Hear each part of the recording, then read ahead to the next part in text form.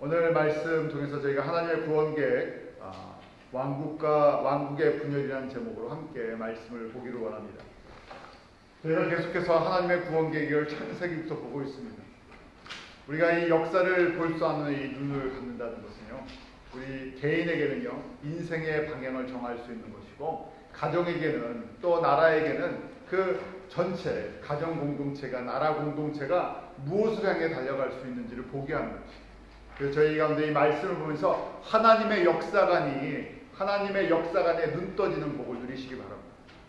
우리는요, 세상에서는 하나님의 역사관을 절대로 가르쳐주지 않습니다.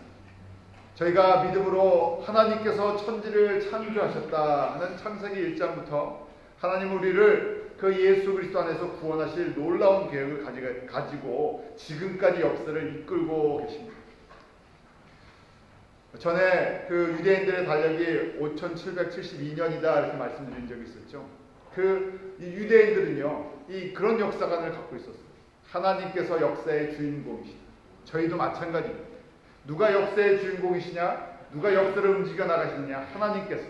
그런데 누구를 통해서? 예수 그리스도를 통해서 우리 잃어버린 하나님의 백성들을 구원하시고요, 하나님 나라로 다 들어오게 하시는 것이 하나님의 뜻입니다. 그래서 그것을 위해서 지금도 모든 것을 다스리고 계세요. 작게는 나 한 사람을 다스리고 계시지만 민족들을, 나라들을, 백성들을 곳곳에서 계속 움직이고 계세요. 그래서 저희가 그 모든 것을 다스리시면서 궁극적으로 우리 주 예수 그리스도를 통해서 하나님의 잃어버린 영혼들이 주 앞에 돌아오기를 원하시는 그 하나님의 나라, 하나님의 뜻에 눈 떠지는 은혜가 있더라고요. 그럴 때 비로소 저희가요, 마치 차를 차면 온전한 기차를, 고속버스를 타고요, 하나님 나라에 들어갈 준비가 되어 있습니다. 그것을 보여주시기 위해서 하나님께서 이스라엘이라는 백성, 아브라함의 자녀들을 통해서 우리에게 마치 집을 지어주시기 전에, 하나님의 영원한 집을 지어주시기 전에 모델하우스를 만들어 주신 것이 구약의 이스라엘 백성들의 역사입니다. 이스라엘 백성의 역사를 보면서 저희는 마치 집 사기 전에 모델하우스들이 있잖아요. 잘 지어놓은 집이 있으면요, 그 집을 사기 전에 계약하기 전에 집의 형태가 어떨 것인가 미리 보게 돼 있습니다.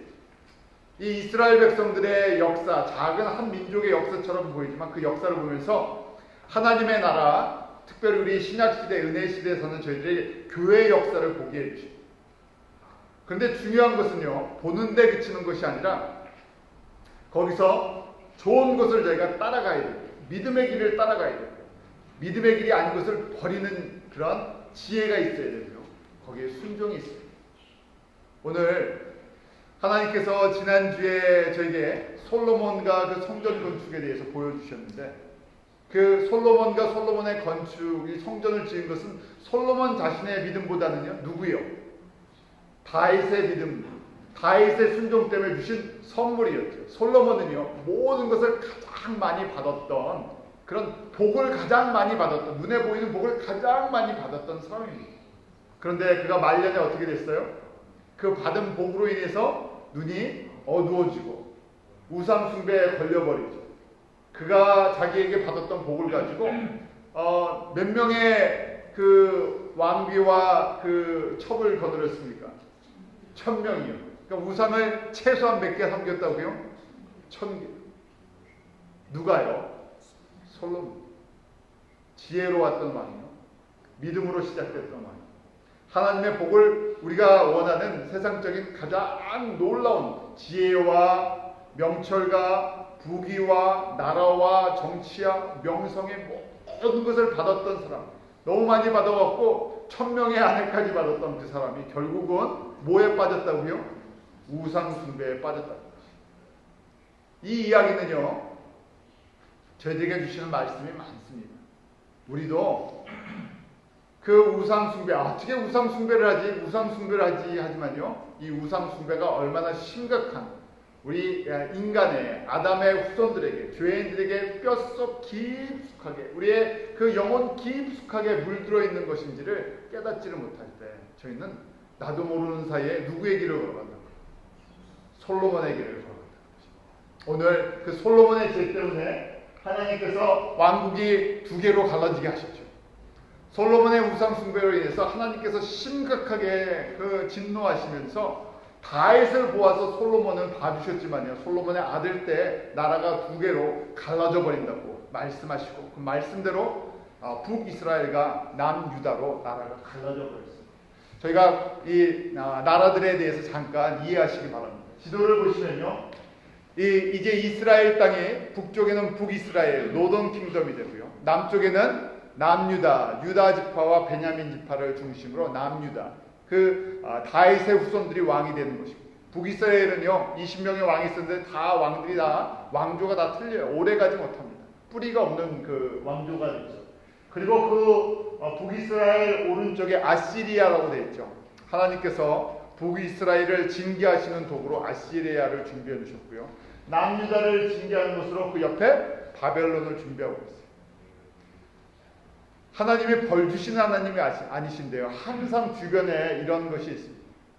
이스라엘 백성들이 순종을 하면 주변의 나라들이 이스라엘에게 정복당하고요, 밥이 되어버려요. 반대로요, 주변의 이스라엘 백성들이 하나님 앞에 불순종하면 주변의 나라들이 뭐가 된다고요? 채찍과 가시가 돼서요, 이스라엘 백성들을 징계하는 하나님의 도구가 되어버린다는 것입니다. 이것이 구약의 교회의 모습입니다. 구약의 성도들을 가만히 보면 저희가 이것을 교회라고 봤을 때 구약에 큰 두 가지 교회가 있는데 북이스라엘의 교회와 남유다의 교회가 있어요. 우리가 이 시대에 우리의 이 교회들을 보면서요, 이 구약의 하나님의 백성이 하나님의 교회를 상징한다고 보시면서요, 어떤 교회의 모습이었습니다. 왜 이런 모습을 갖고 있었나? 이 역사적인 이 하나님의 나라를 바라볼 수 있는 역사적인 안목이 떠주고요, 그 다음에 나는 어느 길을 걸어가야 하는 것인가 우리 자신에게 적용하는 은혜가 있도록. 북이스라엘의 초대 왕은 솔로몬의 신하였던 여로보암이 됩니다. 오늘 본문 말씀을 보면 여로보암이 이제 쫓겨났다가 돌아오면서요, 이 10지파 유다 지파와 베냐민 지파를 뺀 나머지 이스라엘 10지파는 여로보암을 왕으로 세웁니다. 왕으로 세우는 이유가 있었죠. 르호보암이 무엇을 주장했기 때문에. 솔로몬의 아들 르호보암이 왕이 되면서요, 이 10지파 지도자들과 여로보암이 뭘 요구합니까? 아버지처럼 우리를 다스리지 말고 좀 세금도 좀 낮춰주고 우리 좀 편하게 해줘라. 우리를 좀 잘 섬겨주면 우리도 당신을 섬기겠다 그랬는데요, 이 솔로몬의 아들 르호보암이 뭘 택합니까? 이게 뭐라고요? 좀 맛을 좀 덜 봐서 더 세게 이게 자유를 줬더니 좀 편하게 해줬더니 그런 식이에요. 그랬더니 감히 나한테 이 세금도 좀 줄여주고 노역도 좀 줄여주고 좀 편하게 해달라고 더 심하게, 나는 그래서 아버지보다 더 심하게 너희들을 다스릴 것이다 그렇게 이야기를 했어요. 그러니까 백성이 돌아서 버렸죠. 하나님이 이것은 결국은 하나님께서 솔로몬의 죄 때문에, 솔로몬의 우상 숭배 때문에 이렇게 역사를 끌고 나가실 거라는 것을 미리 말씀해 주세요. 저희가 가만히 보면요, 우리의 눈에 보면 하나님의 주권 가운데 모든 것이 놓여 있다는 것을 봅니다. 저희가 이 부분에 대해서 잘 이해가 가지 않을 때가 있어요. 사람의 주권이 있는데 사람의 주권도요, 결국 하나님께서 이 그려놓으신 큰 줄기에 따라 움직여 나가는 것을 보게 됩니다. 솔로몬에게 예언하신 그 말씀대로 이 나라는 두 조각으로 갈라져 버렸고요. 그리고 이 여로보암은요, 이제 백성들을 이끌면서요, 우상 숭배와 타락으로 이끌고 나갑니다. 왜 우상 숭배를 하게 됐는지 오늘 본문 말씀이 그것을 기록하고 있습니다. 오늘 본문 말씀에 보면요, 27절부터 29절을 보면 여로보암이요, 금송아지를 만들고 단을 세우죠. 신전을, 제단을 세웁니다. 어디에 세웁니까? 베델과 단에. 그 다음에 금송아지를 만들어서요, 금송아지가 누구라고요? 너희를 애굽에서 건져낸 그 신자. 광야에서 이 아론과 함께 이스라엘 백성들이 세웠던 그것과 똑같은 모습이죠. 사람들은요, 항상 이 우상숭배에 그런 위험이 있어요. 왜 우상숭배를 하게 됐습니까? 여로보암이 왜 베델가 단이라는 곳에 금송아지를 만들고요, 그곳에 제단을 쌓게 된 이유가 오늘 본문의 말씀에 나오죠. 그 이유가 뭐라고요? 27절 우리 한번 다시 같이 읽어보겠습니다. 27절 시작. 만일 이 백성이 예루살렘에 있는 여호와의 전에 제사를 드리고자 하여 올라가면 이 백성의 마음이 유다 왕된 그 주 르호보암에게로 돌아가서 나를 죽이고 유다 왕 르호보암에게로 돌아가리라. 무슨 이야기입니까? 자기의 왕권이 아직 불확실하고 사람들이 예루살렘 성전에 자꾸만 왔다 갔다 하면 어떻게 된다고요? 다시 마음이 돌이켜져서 우리가 원래 뿌리가 하나님을 섬기는 사람들인데 우리가 다윗 왕과 약속한 곳이 있는데 그러면서 어떻게 해요? 다시 유다로 붙을까봐 자기의 왕권을 지키기 위해서 자기의 그 불완전한 왕권, 자기의 나라를 지키기 위해서 무엇을 했다고요? 우상의 제단을 만들었다고. 이것이 바로 우상을 섬기는 중요한 동기 중에 하나입니다. 우리의 것을, 나의 것을 지키기 위해서, 세상에 나의 것을 지키기 위해서, 내 것을 만들기 위해서, 결국 내가 갖고 있는 건 내 거라는 생각이에요. 북이스라엘을 누가 주셨어요? 하나님께서 여로보암에게 주신 건데 자기 거라고 생각합니다. 내가 받았으니까 내가 지켜야지. 그러니까 내가 내 걸 지키려고 하니까요, 하나님 갖고는 불안한 거예요. 뭔가 나의 말을 나의 말을 따라 움직여줄 사람. 우리가 예수님을 믿는 것은 우리가 예수님을 하나님의 말씀에 순종하고 하나님의 나라의 백성이 되고 하나님의 나라를 세워나가는 하나님의 뜻에 순종하고자 저희가 따라가는 것이죠. 나의 뜻을 이루기 위해서 하나님을 쓰는 것이 아닙니다. 그런데 우상을 섬기는 이유는요, 나의 뜻, 나의 꿈, 나의 욕심을 채우기 위해서 누구를요? 창조주를 나의 편으로 만들어서 쓰려고 하는 그런 생각을 하고 있죠. 그것이 안 되면 또 다른 신을 붙들어 봅니다. 전 이 말씀을 묵상하면서 이것이 사람의 뼛속 깊게, 심령 깊게 있는 우상 숭배의 영향력입니다. 왜냐하면요, 저희는 부인하고 싶지만 저희는 우상을 섬기는 자녀로 태어납니다. 우상의 문화 속에 살았고 우상을 섬기는 것이 자연스러운 그 모든 조건 속에서 살았던 사람. 그러다가 예수님을 만났죠. 그러다가 그 하나님의 사랑을 깨달은 사람들입니다. 그런데 우리 안에는요, 아직도 뭐가요? 우리도 모르게 본능적으로 뭘 하고 싶었는지 틈만 나면요, 기회만 있으면 우상을 섬기고 싶어하는 그 동기가 끊임없이 올라가요. 무엇 때문에? 내가 가지고 있는 것 때문에. 하나님이 주신 것인데 이 양면성이 있어요. 하나님이 모든 걸 다 주셨잖아요. 생명도 주셨고요, 가정도 주셨고요, 자녀도 주셨고요, 건강도 주셨고요, 지식도 주셨고요, 지혜도 주셨고, 물질도 주셨고, 다 주셨어요. 그런데 어느 순간에 이게 내 거다 하는 생각이 들으면요, 그건 내 거 아니라고 생각하는 사람이 있습니다. 내 목숨 내 거요, 내 시간도 내 거요, 내가 하는 일도 내 거요, 다 내 가정도 내 거라고 생각해요. 나의 것이라고 생각하고 살아가는데요. 그러니까요, 나의 것이라고 생각하는 그 순간에 우리도 모르는 이 뼈속 깊은, 우리의 본능 깊은 곳에 우상을 섬길 수 있는 가능성이 열려있다는 거죠. 왜 그런지 아십니까? 이렇게 해서 여로보암이 자신의 왕권을 지키려고 했는데 왕권이 지켜졌어요? 오래 가지 않았죠. 그렇게 해서 북이스라엘에 20명의 왕이 세워졌습니다.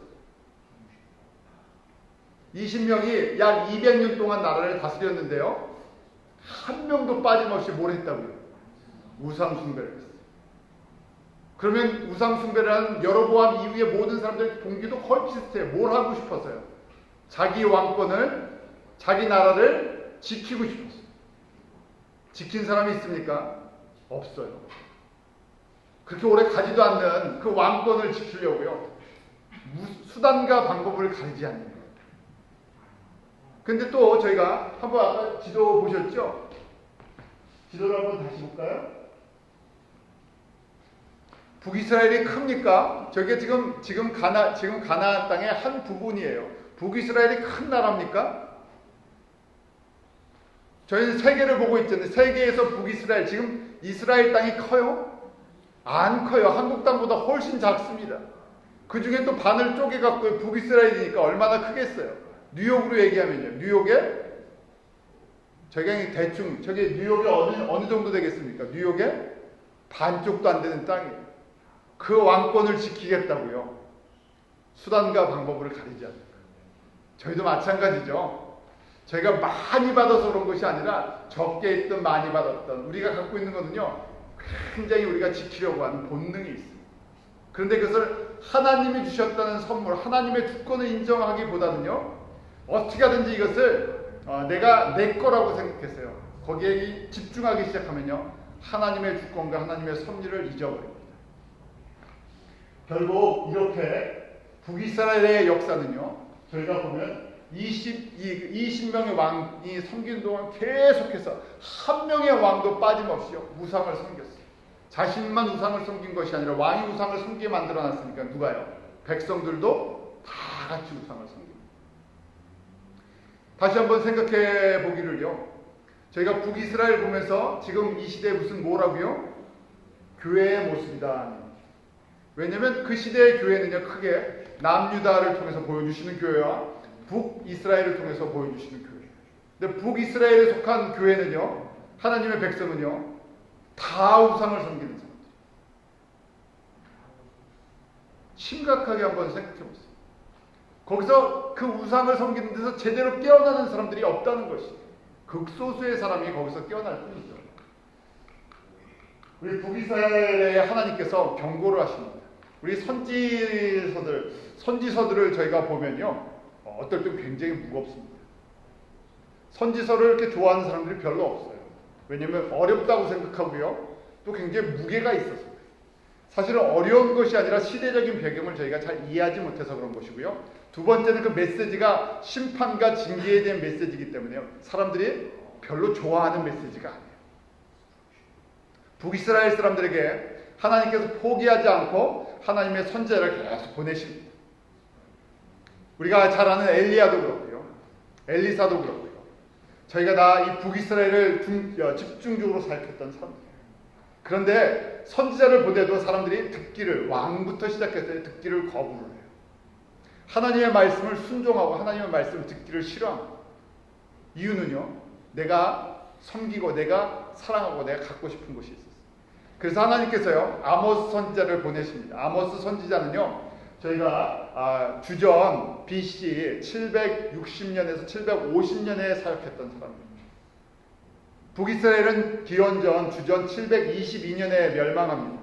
그러니까 멸망하기 몇 년 전에요? 750년이라고 하면요. 그러면 722년에 멸망하니까 몇 년 전에요?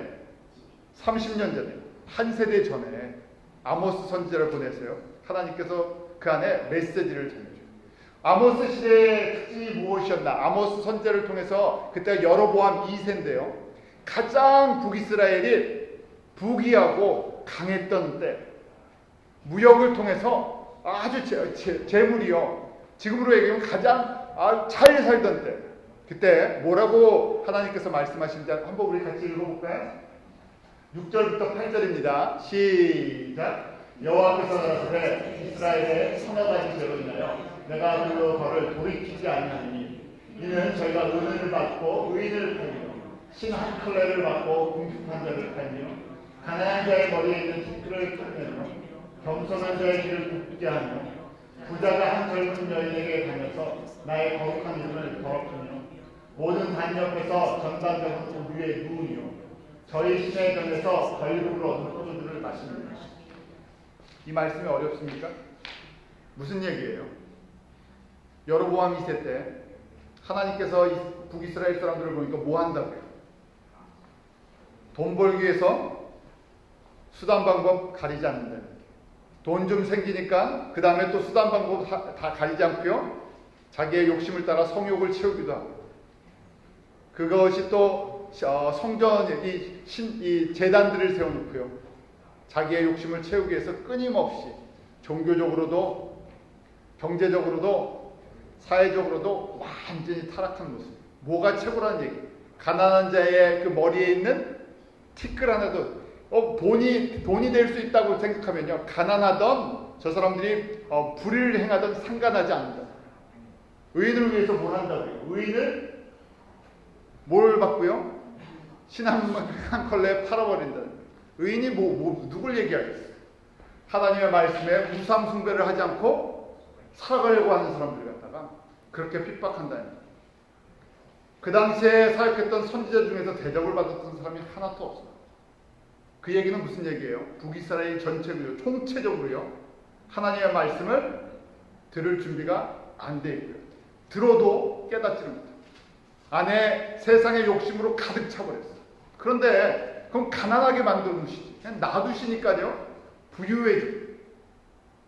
부유한 것을, 저희가 부유한 것 자체를, 그냥 세상적으로 잘 되는 것 자체를 저희가 사모하면요, 양면성이 있다는 거예요. 그 안에. 부유하다고, 형통하다고 복을 받은 것인지 아닌지는 알 수가 없어요. 그걸 어떻게 사용하느냐 하는 것이고, 그보다 더 중요한 것은 나와 하나님과의 어떤 관계가 내가 하나님의 말씀을 들을 준비가 되겠는가. 그 다음에요, 북이스라엘 사람들이 변화될 수 있는 방법은 뭐겠습니까? 북이스라엘 사람들이 변화될 수 있는 회개뿐이 없어요. 내가 우상 숭배를 했습니다. 내가 영적으로 타락했습니다. 내가 하나님의 뜻을, 하나님의 주권을 인식하고 있지 못했습니다. 내가 하나님의 나라를 볼 수 있는 눈이 없었습니다. 내 마음이 세상의 것으로 가득 차서 내 마음이 강팍해서 하나님의 앞에 녹아지지 않았습니다. 겸손히 그렇게 주님 앞에 회개하고 나올 수밖에 없어요. 그런 사람들이 거의 없었다는 거예요. 이것이 200년 동안 하나님께서 북이스라엘을 다루셨지만요, 오래 참으시고 선제를 보내주셨지만 이렇게 흘러갔죠. 30년 후에 나라가 멸망하는데도요, 30년 후에를 못 보니까요, 우리가 지금 잘 살고 있으니까, 우리가 지금 잘 되니까 왕도 그렇고 백성도 그렇고 30년 후에 멸망한다는 이야기를 들어도요, 듣지를 못하죠. 안 망할 것처럼 생각합니다. 하나님께서 두 번째 또 우리에게 호세아 선지자를 통해서 북이스라엘을 경고했어요. 호세아 선지자는 아모스보다 한 10년 늦게 사역했어요. 그러니까 750년부터요, 북이스라엘이 멸망할 때까지 722년에, 주전 722년에 아수르를 통해서 멸망당합니다. 그때까지, 멸망당할 때까지 사역했는데요, 저희 호세아서 보면요, 하나님께서 북이스라엘이라는 이 북이스라엘 하나님의 백성의 영적인 상태가 어떤가 하는 것을 갖다가요, 누구를 통했어요? 호세아의 가정을 통해서 보여주세요. 우리에게 하나님께서 선제를 통해서요, 연극 무대를 하나 딱 펼쳐주셨어요. 호세아가 누구랑 결혼을 합니까? 호세아가요, 고멜인데 뭐 하는 사람입니까? 몸 팔던 사람이죠. 아니, 멀쩡한 선지한테요, 그 창녀 고멜에게, 몸 파는 그 사람에게 결혼을 한 얘기. 그러니까 결혼을 했는데요, 그 다음에 어떻게 돼요? 고멜이 또 남자 생각이 나고요, 바람을 핍니다. 데려다 놓으면요, 또 그래요. 근데 하나님께서 그렇게 하시라고 자꾸만 하죠. 왜 그렇습니까? 우리에게 이 북이스라엘의 상태가 누구랑 같다고요? 고멜과 같다고요. 자기의 욕심을 채우기 위해서 살아가는 고멜과 같은 것이 어디라고요? 북이스라엘 사람들. 다시 그러면요, 북이스라엘이 이 시대로 보면 뭐와 같다고요? 교회 같다. 교회와 성도들이, 하나님의 백성들이 하나님을 사랑하는 것보다, 우리 호세아는 하나님을 상징해 주는 거죠. 하나님을 사랑하고 하나님만, 남편만 섬겨야 되는데 그 신랑 대신 예수보다는요, 세상을 더 좋아한다는 얘기. 세상이 더 재밌고요, 세상이랑 같이 노는 것이 훨씬 즐거워요.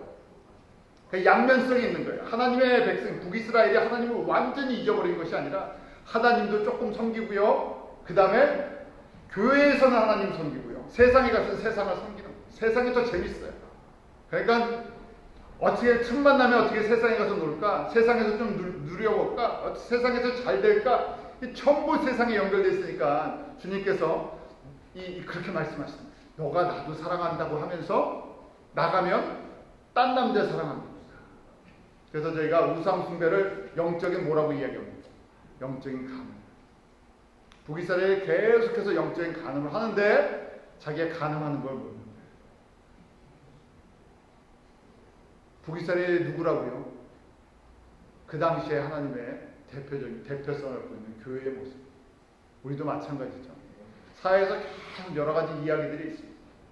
뭐 어떤 목사님, 어떤 교회 그런 거 다 떠나서요. 지금 우리가 꼭 마지막 때가 되면요, 이런 영적인 타락이, 주님 오실 때가 되면 영적인 타락이 점점 심해지는데, 영적인 타락이 다른 것이 아니라 예수님보다 다른 것 사랑하는 것이 죄라는 것을, 예수님보다 다른 것을 사랑하는 것이 잘못됐다는 것을 인식하지는 못해요. 그러니까 두 가지를 다 적당히 사랑하죠. 깨어나지 못하는 북이스라엘의 상태. 결국은 멸망이 눈앞에 왔는데도요, 이걸 버리지 못합니다. 20명의 왕이 200년 동안 똑같은 일을 하다가 아수르에 의해서 결국 징계를 받고, 그 다음에 혼혈민족이 돼서 예수님 당시까지 사람들이 이 지역을 통과하려고 그러면요, 혼혈민족이라고 해요. 709년 722년에 멸망을 했는데, 그때부터 예수님 때까지 700년 동안에요, 혼혈 족속이 되어버려요. 완전히 천대를 받는 민족이 되어버려요. 그러면요, 제가 두 번째 남유다에 대해서 한번 보죠. 남유다는 좀 납니다. 남유다는 조금 낫습니다. 하나님께서 남유다가 난 이유는 다른 것이 아니라 누구 때문에? 결론적으로 다윗 때문에. 그렇지만 하나님께서 기대하신 것이 있었죠. 다윗 이후에 그 다윗의 자손들이 영적으로 하나님의 나라를 세워나가기로 했어요. 그런데 솔로몬이 그렇게 하나님께서 기대하고 복을 주셨는데 솔로몬이 이를 다 망가뜨려 버렸죠. 그때 하나님께서 기대하는 사람들에게, 하나님께서 은혜를, 복을 많이 주는 사람들이 우상 숭배를 하게 되면요, 하나님께서 더 심각하게 진노하세요. 그러니까 저희가 하나님이 나를 사랑하시고 은혜를 주실 때 내 자신을 돌아보는 그런 지혜가 있구나. 다른 것을 보는 것이 아니라요, 결국 우리가 하나님 앞에 설 때는 1대1 아니에요. 내가 하나님 앞에 1대1로 마주서야 돼요. 너 뭐하다 왔냐 했을 때 많은 일들을 했습니다 하는 것도 중요하지만요, 중요한 것은 내가 하나님 뭘 보신다고요? 중심을 보시는, 네가 나만 사랑했냐 아니면 다른 거랑 같이 나를 사랑했냐. 영적인 이 간음을 많이 하다 왔냐 그러면요, 주님께서 심각하게 생각하신다고. 근데 문제는 저희가 육신의 간음에 대해서 굉장히 민감하죠. 사회적으로요, 매일 신문에, 한국 신문 보면요, 굉장히 심각합니다. 뭐 성추행, 성폭행이 계속 일어나갖고 하루에 54, 신문을 보니까 하루 54회의 성폭력 사건이 한국에서 일어납니다. 하루 54명이 그렇게 성적인 폭력을 당한다고 합니다. 그런데 저희가 그 이면에 영적인 타락에 대한 생각은요, 깊게 생각하잖아요. 어떻게 보면 이 성적 타락은요, 어디서부터 시작됐을까? 교회가 영적으로 타락했습니다. 우리 교회는요, 숫자가 많은 게 중요한 게 아니라 교회가 교회의 사명을 감당할 때 세상의 소금이 되고요, 세상의 빛이 되죠. 세상의 소금과 빛의 역할을 하지 못하니까, 방부제 역할을 하지 못하고요, 생명을 구원하는 일을 하지 못하니까 세상에 똑같은 사건이 교회에서도 일어나고 교회의 영향력이 세상에 나쁜 영향력으로 흘러가는 것처럼 보이죠. 남유다의 모습도 북이스라엘보다는 조금 낫지만 뭐 이렇게 썩 좋지 않습니다. 좀 넓게는 6명, 좁게는 한 3명. 여호사밧이나 히스기야나 요시야 때 종교개혁을 감행합니다. 종교개혁을 감행한 이유는요, 우상을 너무 많이 세워놨기 때문에 그것을 갖다 정리하는, 우상 숭배를 척결하는 왕을 보고 하나님이 뭐라고 하신 것인지 아십니까? 너희는 의로운 왕이다. 다른 거 아니에요. 이스라엘 백성들의 왕 중에서 의로운 왕은요, 하나님만 사랑하기 위해서 그 가운데 있는 우상들을 갖다 정리하려고 했던 사람들, 완전히 이룬 사람이 아무도 없어요. 그만큼 우상 숭배가 이스라엘 남유다에도요, 아주 뼛속 깊게 흘러가 있어요. 그 한번 증거를 볼까요? 르호보암이 왕이 되자마자요, 행한 일이 무엇인가 한번 보겠습니다. 열왕기상 24장 23절, 우리 24절 2절 같이 읽겠습니다. 시작. 이는 저희도 산 위에와 모든 푸른 나무 아래 산당과 우상과 아세라 목장을 세웠습니다. 그 땅에 또 남색 장자가 있었고 여호와께서 이스라엘 백성 앞에서 쫓아내신 국민의 모든 가증한 일을 우리가 본받아 행하였다. 뭐가 이렇게 많았다고요? 우상들을 그렇게 세웠는데 어디에다가? 산 위에와 모든 푸른 나무 밑에. 뭐 이스라엘이 좀 이 사막도 있고 그렇지만 그러니까 조금 푸른 나무만 있다면 뭐 그 밑에 우상의 제단들을 하나씩 세워놨다. 한국도 산에 가면 절들 무지하게 많죠. 좀 좋은 데 가면요 절들이랑 무슨 제단들이랑 엄청 많습니다. 무슨 이 얘기예요? 우리도 우상의 제단 밑에서 태어났고요. 거기서 성장한 사람. 어렸을 때 저희 그러잖아요. 무슨 4월 초파일? 그럴 때 가면 뭐 절에서 뭐 주나요? 저도 무슨 날인지 기억이 안 나는데 절에 가서 밥을 먹었던 기억이 나요. 할머니 손을 붙잡고 아 밥이 얼마나 맛있는지. 그래서 그 안에 야 절밥 맛있다. 그 다음에 저희 놀이터가 절이었어요. 저희 동네 보문사라는 오래된 절이 있었어요. 그래서 친구들이랑 놀이터가 뭐 다른 데 있나요? 집 앞에 있는 절이 놀이터니까요. 거기 들어가갖고 다 돌아다니면서 거기서 놀던 게 일이죠. 뭐가 뭔지 몰랐던 것이죠. 그게 우리의 삶이었죠. 그런데 세상 사람이 아니라 남유다의 그 350년의 역사 동안에 지금 이런 일이 있었다. 하나님의 성전이 예루살렘에 있었지만 그들이 푸른 나무 밑에 각당 자기가 좋아하는 산당, 우상, 아세라 목상을 다 섬겼죠. 우상을 섬기는 가장 중요한 것은요. 번영과 풍성함, 잘 되기를 원했다. 잘 되는 길, 세상적으로 이 어두워서 세상적으로 잘 된다고 생각했던 이 길이 멸망의 길이었던 것이죠.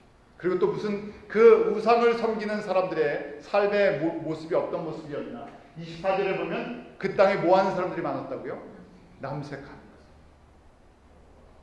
이 동성연애하는 것. 이것이 또 우상을 섬기는 신전에서도 행하죠.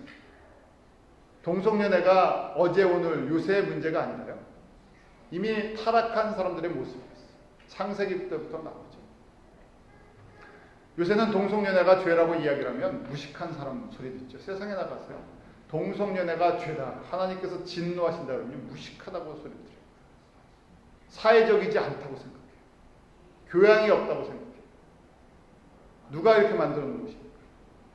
우상을 섬기는 사람들이요.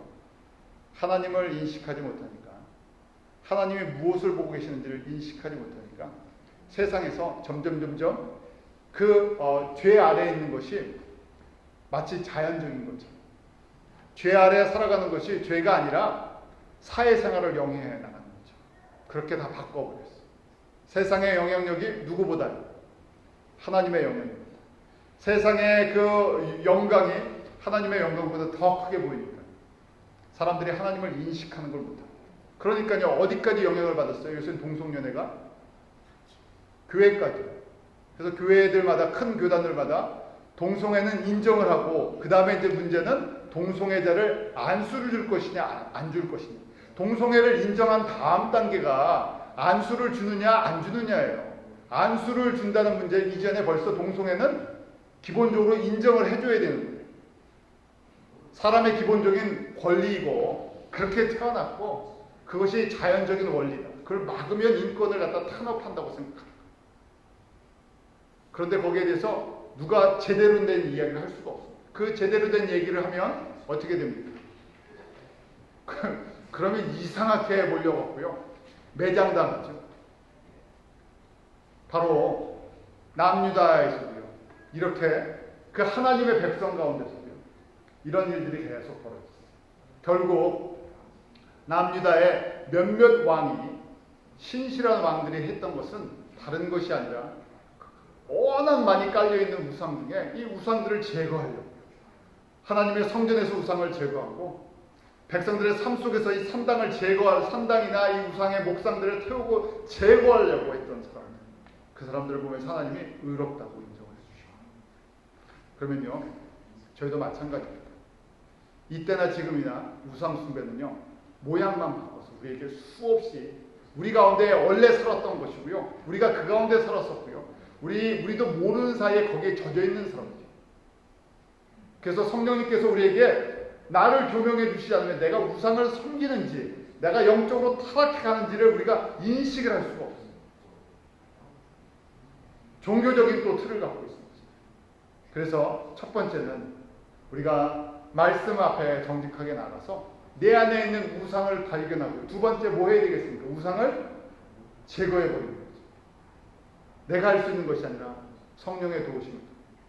하나님의 말씀 속에서 하나님의 말씀을 내가 순종해 나갈 때, 내가 주님만을 더 사랑한다고 고백하며 주님에게 자꾸만 초점을 맞출 때 내 안에 있는 우상의 모습들이 드러나기 시작하죠.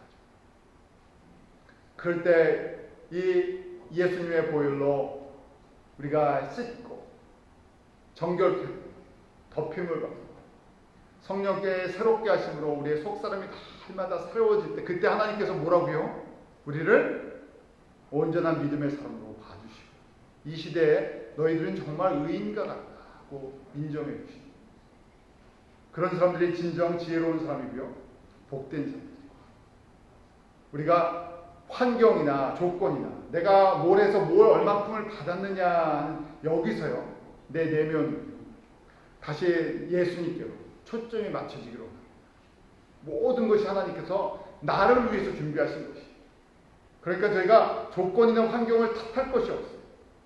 이스라엘 주변의 나라들을 놔둔 것도 결국 이스라엘을 위해서 놔둔 것이죠. 내가 하나님 앞에 어떻게 서느냐가 중요한 것입니다. 이 세상에 다른 것이 중요한 것이 아니라 내가 주님 앞에 어떤 모습으로 서는 것입니다. 어떤 모습으로 서야 된다고요? 예수님이 나의 신랑, 나는 예수님의 깨끗한 세마포를 입은 순전한 신랑. 신부에게 기대하는 게 뭐겠습니까? 나만, 신랑 되신 예수님만 진심으로 사랑합니다. 누구보다 더 사랑해야 돼요. 사실입니다. 신랑 되신 예수님을 누구보다 더 사랑해야 됩니까? 내 목숨, 그 다음에 내 남편보다, 내 아내보다, 내 자식보다, 내 건강보다, 내 재능보다. 우리 한번 그렇게 주님 앞에, 이게 내 힘으로 안 되잖아요. 어떻게 이게 자연적으로 됩니까? 주님 나에게 그런 은혜를 주시옵소서. 우리가 주님 앞에 섰을 때 내가 주님만 더 사랑합니다. 주님만 더 사랑합니다. 주님이 가장 크게 보이고요, 나머지는 점점 작아 보이면 하나님 이걸 버리시는 것이 아니라 이것을 그때 하나님께서요 어떻게 하신다고요? 복을 주신다. 복의 근원인 주님께 있습니다. 눈의 초점이 그렇게 바뀌는 거예요. 우리가 북이스라엘의 실패와 남유다의 실패를 잘 보시면 실패하는 신앙생활이 아니라 주님 안에서 승리하는 믿음의 사람들 되기를 바랍니다. 기도하겠습니다. 하나님 아버지, 저희들의 연약함을 보게 하여 주시옵소서. 아버지 하나님, 우리가 입술로는 주님을 사랑한다고 하지만 우리 가운데 있는 이 우상 숭배, 이 깊은 문제들을 성령께서 조명하여 주셔서 하나님께서 주신 복이 화가 되지 않게 하시고, 하나님께서 우리에게 주신 은혜가 심판이 징계가 되지 않게 해주시옵소서. 주님 앞에 겸손히 날마다 나아가 우리의 삶을 주님 앞에 정직하게 고백하게 하시고, 우리가 입술로만 주님을 사랑합니다, 사랑합니다 하는 것이 아니라 우리의 마음과 성품과 뜻과 힘을 다하여 여호와 하나님만을 사랑하게 하시고, 날마다 우리 가운데 있는 우상을 제거하게 하여 주시옵소서. 성령님, 우상의 모습들을 깨닫게 하시고 하나님의 말씀을 묵상할 때마다 그 말씀의 검이 양날의 그 날쌘 검과 같이 우리의 혼과 우리의 영과 우리의 육신의 모든 더러운 것들을 제거하게 하여 주셔서 그리스도 예수 안에서 새롭게 변화되는 아름다운 하나님의 백성, 아름다운 주의 신부로 예수님을 맞이하는 복을 누리게 하여 주시옵소서. 예수님의 이름으로 기도드립니다.